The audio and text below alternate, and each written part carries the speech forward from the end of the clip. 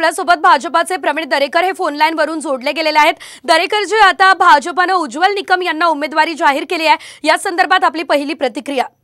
मी त्यांच्या उमेदवारीचं स्वागत करतो, भाजपचं मनापासून अभिनंदन करतो। एक चांगला ज्याने कसाब संदर्भात काय भूमिका निभावली हे संपूर्ण देशाने पाहिलेलं आहे आणि अशा प्रकारचे एक निष्णात वरिष्ठ अशा प्रकारचे वकील उज्ज्वल निकम यांना उमेदवारी जर दिली असेल तर त्याचं कौतुक आहे, स्वागत आहे आणि निश्चितपणे एक चांगला संदेश या निमित्तानं भारतीय जनता पार्टीच्या उमेदवारीवरून सर्वसामान्यांमध्ये आणि समाज मनात जाईल अशा प्रकारचा मला पूर्ण विश्वास आहे। दरेकर जी, आपण अनेकदा बघितलेलं आहे उज्ज्वल निकम यांनी चांगल्या भूमिका घेतलेल्या, अतिरेकांना शिक्षा व्हावी यासाठी त्यांच्या भूमिका नेहमी राहिलेल्या आहे। याचा फायदा मतदारसंघामध्ये भाजपाला होणार असं आपल्याला वाटतं का?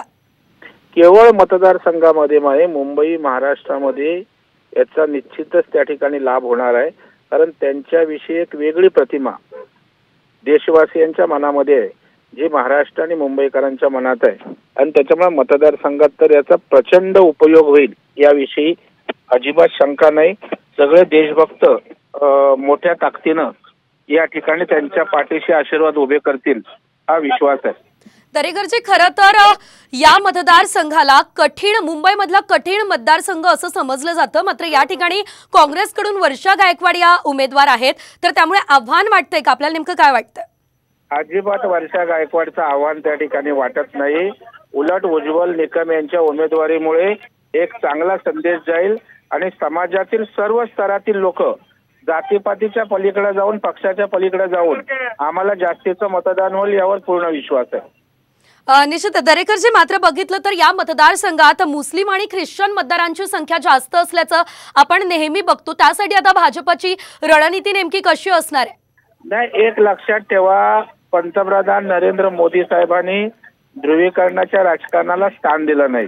विकसित भारत हा आमचा उद्देश आहे आणि त्याच्यामुळे जातीपातीच्या पलीकडे जाऊन विकासाची भूमिका घेऊन सर्व स्तरातील लोक आमच्या उमेदवाराच्या आणि भाजप महायुतीच्या मागे उभे राहतील।